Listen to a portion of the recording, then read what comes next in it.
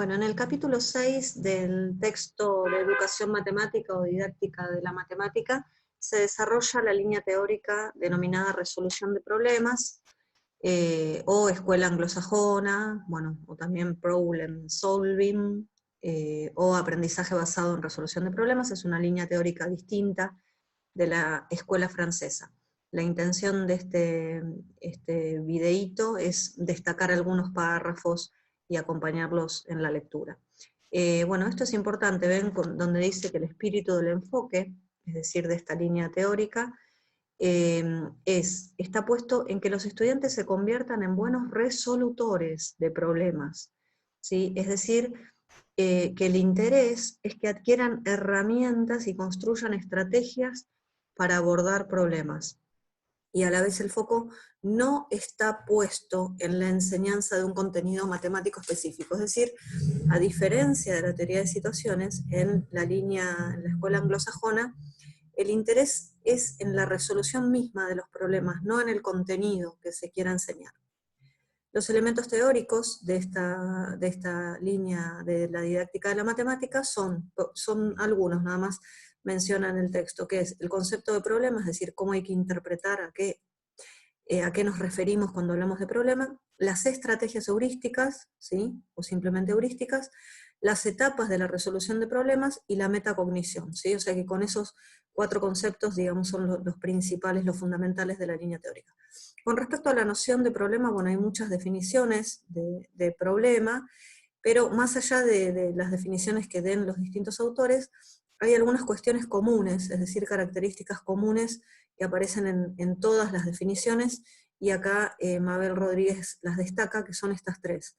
Primero, que existe una persona que ha de resolver la actividad, un resolutor, es decir, el problema va dirigido hacia alguien, y si es un grupo de alumnos, va dirigido a ese grupo de alumnos. O sea, tiene que estar pensado en función de la persona que va a resolver el problema, ¿no? En función de las características de la persona o las personas o del grupo de personas que va a resolver el problema, ¿sí?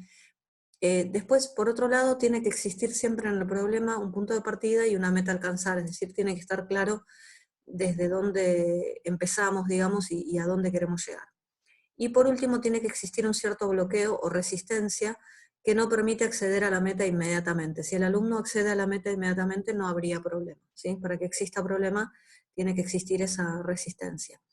El hecho de que se defina problema para un sujeto, ¿ven? De que se hable de la primera de estas características que dijimos, ¿sí? Que tiene que estar dirigida hacia un resolutor, lo que quiere señalar, lo que señala esto, es que una situación puede resultar un problema, o sea, puede ser un problema para una persona, pero no serlo para otra, ¿sí? O sea, si uno piensa en una situación problemática, quizás para una persona que tiene determinado recorrido académico, esa situación no es un problema, y para otra que no lo tiene, sí. Entonces se habla de relatividad al sujeto, ¿ven? Es una de las características inherentes al concepto, y a la vez empieza a poner de manifiesto la complejidad de su uso en el aula.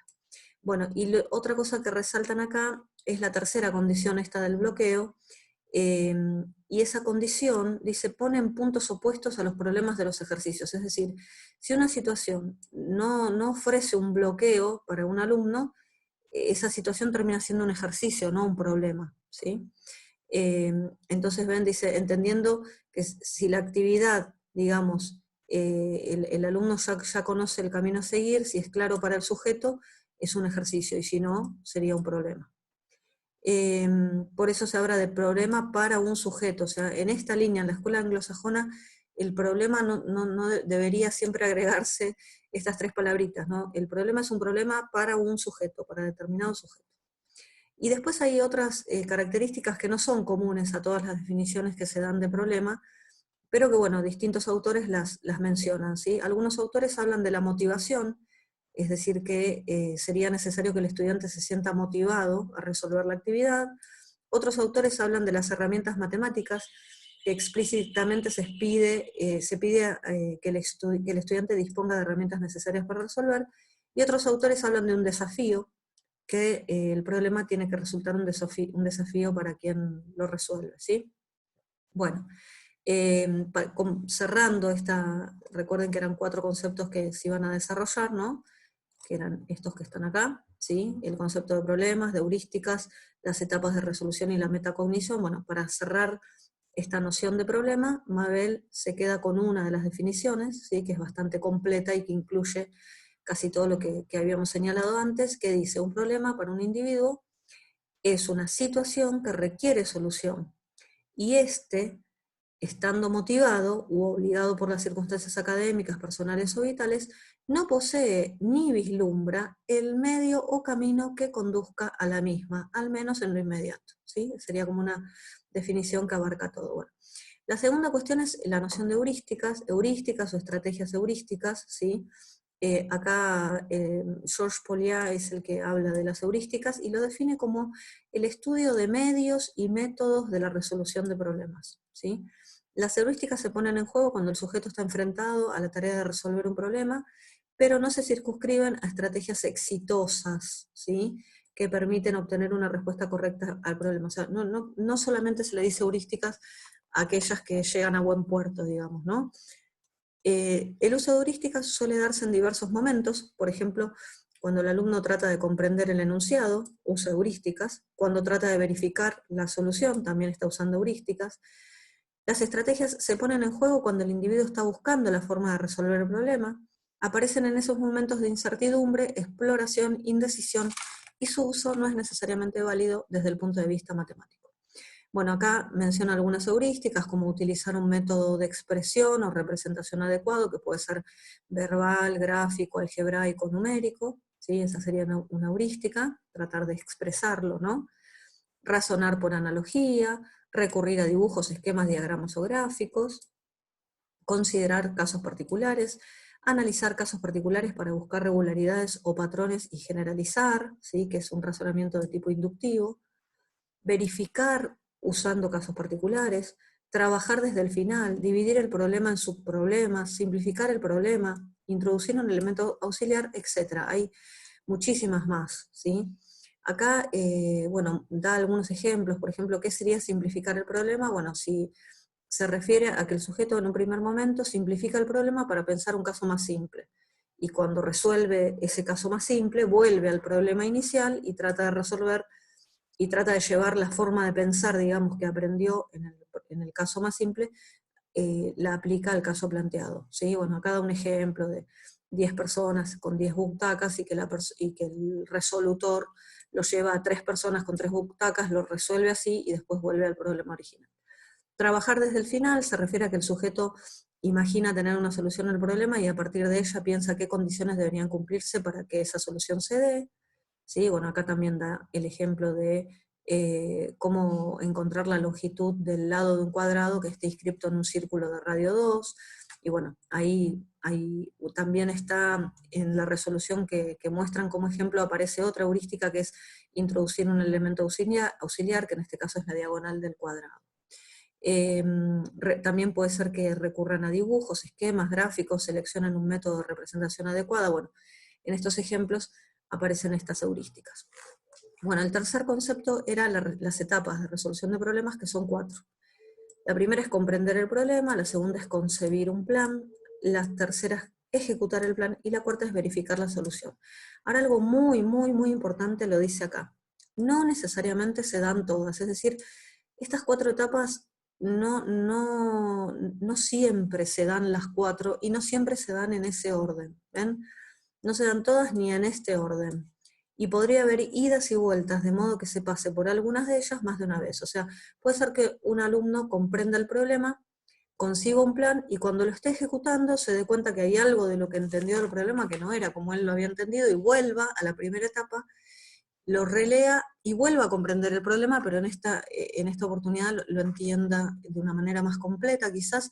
Entonces modifique el plan que había concebido antes y elabore un plan nuevo, lo ejecute y después verifique la solución. Es decir, se puede ir y venir en estas 4 etapas, no son en este orden ni todas obligadas, ¿sí?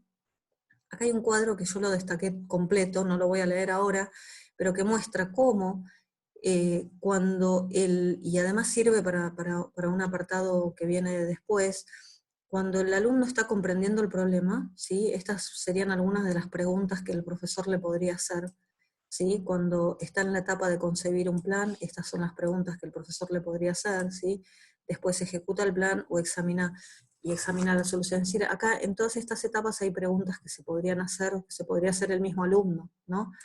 Para identificar también en qué etapa está y qué es lo que está pasando en su mente en cada una de estas etapas. Después viene la noción de metacognición, que era el último de los conceptos que estaban mencionados al principio. Bueno, la metacognición es un constructo de naturaleza teórica, o sea, es un concepto, ¿sí?, teórico, que alude a los conocimientos que una persona tiene acerca de su propia actividad, esto es lo importante, conocimientos que una persona tiene acerca de su propia actividad cognitiva, ¿sí? Así que su ámbito está vinculado con la toma de conciencia en cuanto a las acciones cognitivas interiorizadas que una persona lleva a cabo cuando realiza algún esfuerzo intelectual.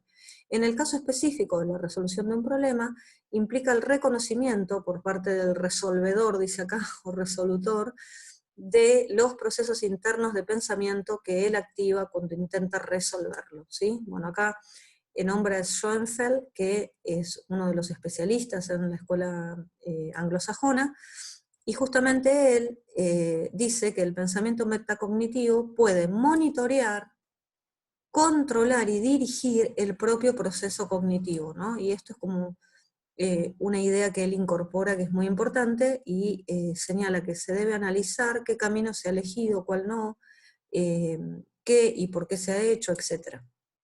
Dice que los estudiantes sean buenos resolutores de problemas, o sea, para que sean buenos resolutores incluye que además de resolver los problemas y de utilizar heurísticas, es decir, para que realmente sean buenos resolutores, los estudiantes deberían conocer cómo trabajan, controlar sus acciones en función de los resultados que van obteniendo, ajustar, modificar, reforzar, ¿sí?, regular su proceder, es decir, autorregular su proceder. Esto, ¿sí?, es justamente la metacognición. Si los estudiantes pueden desarrollar esa actividad de metacognición, eh, estarían convirtiéndose en buenos resolutores, no solamente resolver y utilizar heurísticas, ¿sí? Esta tarea necesariamente es propia, miren, esto es importantísimo. Esta tarea es propia de cada sujeto, es decir, nadie la puede hacer por el alumno, la tiene que hacer él mismo, ¿sí? Sin embargo, el docente tiene un rol central, que es una tarea muy compleja, que es la de activar, ¿sí?, en sus estudiantes la reflexión metacognitiva. O sea, tiene que estimular, ¿sí?, ese tipo de reflexiones, promoverlas, compartir la diversidad de posibilidades, etc. O sea, el profesor tiene que estimular esta metacognición. Bueno, y a partir del apartado 6.2, la autora lo que hace es dar algunas ideas para utilizar esta escuela anglosajona en una clase real, ¿sí?, por ejemplo, en nuestro país. ¿Por qué? Porque en nuestro país, así como en la mayoría, los diseños curriculares lo que indican es la enseñanza de contenidos de tipo conceptual, matemático, ¿sí?, contenidos concretos, ¿no? Uno tiene una lista de contenidos a enseñar. Entonces dice, bueno, tengo que enseñar proporcionalidad directa, tengo que enseñar función trigonométrica, o sea, tiene contenidos concretos, ¿no?, específicos, matemáticos. Entonces, si esta línea no se enfoca, recuerden que habíamos leído que el espíritu central de esta línea teórica no es la construcción de conocimientos, sino convertir a los alumnos en buenos resolutores. ¿Cómo hacemos para buscar un punto de encuentro entre lo que dicen y prescriben los diseños curriculares y lo que propone esta línea teórica de la matemática, de la didáctica de la matemática? Recuerden que didáctica de la matemática y educación matemática son sinónimos, ¿sí? Entonces, la autora dice, bueno, tendríamos que tomar decisiones a nivel de la planificación anual, ¿no? Y en esa planificación tener en cuenta esta línea, digamos, teórica de didáctica de la matemática, la escuela anglosajona, tiene que aparecer en los objetivos, en los contenidos, en la modalidad de trabajo, en la evaluación y acreditación, etc. Es decir, lo que está diciendo es que si ustedes deciden utilizar la escuela anglosajona, es decir, esta modalidad, esta línea teórica de la didáctica de la matemática o la educación matemática, de transformar a los alumnos en buenos resolutores, deberían avisar en la planificación anual que van a hacer eso, ¿no? Bueno, En principio en los objetivos, ustedes van a redactar objetivos que tengan que ver con objetivos obviamente de tipo conceptual. Ven, acá abajo dice, obviamente, ¿no? Siempre ponemos objetivos que tengan intención de establecer qué es lo que el estudiante debe saber en términos de contenidos de tipo conceptual, ¿no? Por ejemplo, aplicar distintas fórmulas, argumentar sobre la validez de proposiciones, utilizar fluidamente vocabulario, lenguaje simbólico, etc. Ya, bueno, acá están los conceptuales, los que ponemos siempre, pero a estos, si ustedes se enrolan en esta línea teórica, tendrían que agregarle, por ejemplo, estos dos. Se espera que el estudiante utilice diversidad de heurísticas en resoluciones de problemas, se espera que el estudiante identifique sus fortalezas y debilidades como resolutor de problemas. Fíjense que la primera, ¿sí?, me está hablando de las heurísticas, y la segunda está hablando de la actividad de metacognitiva, ¿no? La propuesta entonces sería sumar otros objetivos que sean pertinentes con la resolución de problemas y coherentes con la modalidad de trabajo que se planificará para que el estudiante los alcance. O sea, si ustedes van a aplicar esta línea teórica, tienen que sumar objetivos que tengan que ver con esta línea teórica. Respecto a los contenidos, bueno, en una planificación, en general los contenidos se organizan por unidades temáticas. Dice, si hemos decidido incorporar la resolución de problemas como algo que va a ser enseñado, ¿no? Porque queremos que los estudiantes lo aprendan, ¿sí? Y además lo vamos a plasmar en los objetivos y lo vamos a evaluar, necesariamente debemos dejar registro de esto en los contenidos. Entonces, no serán contenidos de tipo conceptual, sino que son contenidos que tienen que ver con el quehacer matemático afín a la resolución de problemas, ¿ven? Contenidos del quehacer matemático afín a la resolución de problemas. Bueno, ¿y cómo lo podemos hacer? Bueno, acá dan muchos ejemplos, pero una posibilidad sería en la última unidad dejar una unidad que se llame unidad sobre resolución de problemas. Entonces, bueno, desarrollan distintas unidades y en la última trabajan la resolución de problemas en general, y ahí pueden aplicar contenidos de la unidad 1, de la 2, de la 3, incluso mezclados, ¿sí? Y eso sería interesante. Bueno, acá lo que desarrolla es esto, acá da otra forma. Pero bueno, en los contenidos habría que incluir la mención, que puede ser transversal también, ¿sí? Puede ser que ¿ven? Que se podría ser transversal, la unidad destinada a la resolución de problemas podría ser una unidad transversal.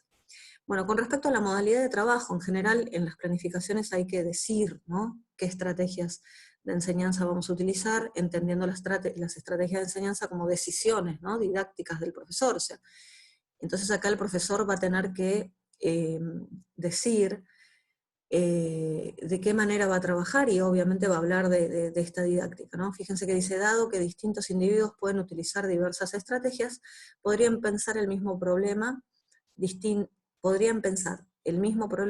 y su reflexión metacognitiva es absolutamente personal. La modalidad de trabajo sugerida es individual, ¿ven? O sea, vamos a tener que avisar que si lo comparan con la teoría de situaciones, que en general la modalidad de trabajo es grupal, acá es individual, ¿sí? Esto no quita que en alguna ocasión el profesor arme grupos, pero ¿sí?, lo que sugieren es que estos grupos solamente se armen luego de que cada estudiante haya trabajado algún tiempo con el problema. ¿Por qué? Porque si no se corre el riesgo de que alguno de ellos se sume a los pensamientos de otros, es decir, que se fije en lo que hizo su compañero y no genere su propia resolución. Y recuerden que la idea es que ellos generen su propia resolución, así que la modalidad de trabajo, que hay que dejarla en la planificación, fundamentalmente tiene que ser individual o grupal, pero con esta precaución, ¿sí? En cuanto a la evaluación, obviamente si uno plantea objetivos, la modalidad de trabajo y la evaluación tienen que ser coherentes, ¿sí? Tiene que haber una coherencia entre eso. Si se han planteado en los objetivos, ¿sí?, que el estudiante adquiera estrategias heurísticas, se debería evaluar si las adquirió, y si se plantea que identifique fortalezas como resolutor de problemas, deberíamos evaluar si las identificó. Es decir, estas dos cuestiones, los dos objetivos que habíamos dicho hace un ratito que teníamos que sumar, hay que evaluarlos. Y los instrumentos para evaluar esos objetivos en general no son las pruebas tradicionales semiestructuradas, ¿sí? No van a ser apropiados para evaluar esos objetivos. Hay que buscar otras maneras. La autora sugiere las listas de cotejo, las rúbricas, los portafolios y los diarios, ¿sí? Bueno, yo acá los voy a saltear porque no quiero hacer tan extenso el video, pero bueno, estos 4 instrumentos son instrumentos de evaluación, permitirían evaluar esos objetivos. Con respecto a la clase, acá hay algo importante, que es que los profesores tendrían que diseñar los problemas, ¿sí? O seleccionarlos de algún texto, diseñarlos, ¿sí? Y imaginar cómo va a gestionar la clase. O sea, para poder pensar, antes de ir a dar clase, hay que prepararse, ¿no? Hay que ver qué problemas. Con respecto a los problemas, recuerden que los problemas tienen que generar cierta resistencia al estudiante. Entonces, para que realmente el problema genere un conflicto cognitivo en el alumno, el profesor tiene que saber muy bien qué es lo que saben los alumnos. Entonces acá las sugerencias son conocer lo que saben los estudiantes, ¿sí? Porque si no, puede ser que le presenten un problema muy fácil o muy difícil, ¿sí? Redactar la consigna de un modo familiar, ¿sí? Perdón, de un modo no familiar, leí mal, de un modo no familiar, justamente porque si la redactan de un modo demasiado familiar, el estudiante puede imaginar la solución, ¿no? O sea, tiene que estar redactada de una manera que genere un conflicto, genere un bloqueo. El análisis previo, o sea, chequear que realmente ese problema admite variedad de heurísticas. Esto es muy importante, ¿sí? Que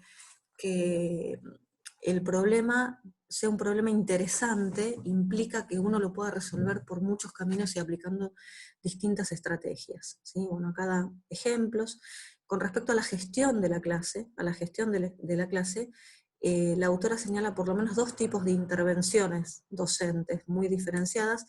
Una es cuando atiende las dudas, ¿sí? O sea que los alumnos pueden tener dudas, el profesor tiene que intervenir ante esas dudas, pero sin adelantar la respuesta, y generar momentos de reflexión metacognitiva, que ya lo habíamos dicho como uno de los objetivos, que el alumno pueda, digamos, tomar conciencia de qué estrategias está utilizando, para qué, cómo, ¿sí? Con respecto a la atención de las dudas, fíjense, acá esto tiene un punto de contacto con la teoría de situaciones, si es que ya leyeron los textos de teoría de situaciones. Dice, una intervención no apropiada podría indicarle a un estudiante, por ejemplo, el camino a seguir para resolver una situación. Y si así fuera, el docente sin querer habría transformado el problema en un ejercicio. Y todo lo que desea que el estudiante experimente deja de tener posibilidades. Fíjense que acá está diciendo que no hay que adelantar el camino, ¿sí? O sea, no hay que adelantar eh, la intervención del profesor, no tiene que ser una intervención, ¿sí? Acá, ¿sí? Una intervención no apropiada, es la intervención que adelanta las respuestas, que le va diciendo al alumno qué hacer. Eso no es apropiado, ¿sí? La idea es hacer preguntas, como las que estaban en un cuadro que leí hace un rato. No lo leí, pero les mostré que había preguntas para cada situación, para cada etapa de resolución de problemas, y la idea no es hacer todas las preguntas juntas. Y después, obviamente, dijimos que el profesor tiene que generar momentos de reflexión metacognitiva. Antes de que el docente intente generar estos momentos de reflexión metacognitiva, los estudiantes tienen que haber resuelto una variedad interesante de problemas, es decir, el chico tiene que estar entrenado en resolver problemas antes de que le propongamos que realice una reflexión de este tipo, ¿sí? Si no, no va a poder hacerlo, ¿no? La idea es que invite a los alumnos a pensar, que cada uno de ellos registre sus respuestas, ¿sí? Y cada uno va a tener respuestas diferentes, porque cada alumno resuelve de una manera distinta. Bueno, y a modo de cierre, primeramente dice, queremos resaltar que entendemos que la resolución de problemas no es incompatible con los lineamientos curriculares que se centran en la enseñanza de contenidos de tipo conceptual. ¿Ven? O sea, ellos proponen que hay que tratar de articular, hay que tratar de incorporarla a los diseños curriculares vigentes. Un problema complejo es la selección de problemas, ¿sí? Por la diversidad de estudiantes, y aquí lo que se puede hacer es tratar de presentarles o de preparar, digamos, contar con una familia de problemas o gama de problemas, ¿no? Esto sería un problema y después su versión más compleja, digamos, y un enunciado más simple, preparado para que los alumnos enfrenten un desafío y enfrenten un bloqueo, digamos, y lo puedan resolver. La idea es que sean esta gama de problemas, digamos, el problema original y su versión compleja y su versión simple, sean temáticamente afines, hablen de lo mismo, que con poco cambio uno genere problemas más o menos complejos, por eso le llamamos informalmente familia de problemas, ¿sí? Bueno, y por último, para finalizar, Mabel Rodríguez aclara entonces que espera que con todo este capítulo, todo el desarrollo de este capítulo, se entienda con más claridad que cuando una persona dice yo enseño usando problemas o en mi clase los estudiantes resuelven problemas, no necesariamente significa que está trabajando desde la línea de la escuela anglosajona. ¿Por qué? Porque para que sea de la escuela anglosajona se tienen que dar todas las características que dijimos recién, ¿no? El problema pensado para un sujeto, ¿sí? Con determinadas características que tiene que tener ese problema, la metacognición, las heurísticas, es decir, todas las condiciones para que realmente esté en esta línea. Porque si no, ven acá da dos ejemplos. Si nosotros imaginamos una clase tradicional en la cual el profesor es completamente expositivo, ¿no? Expone las definiciones, los ejemplos, resuelve ejercicios rutinarios, pero al final da problemas, ¿sí? No quiere decir que esté en esta línea, porque estaría usando los problemas simplemente al final de la clase y no con el enfoque y con el espíritu de la escuela anglosajona, ¿sí? Y del mismo modo, alguien que los utiliza para hacer surgir un nuevo contenido, por ejemplo, alguien que está enrolado en la teoría de situaciones, ¿sí?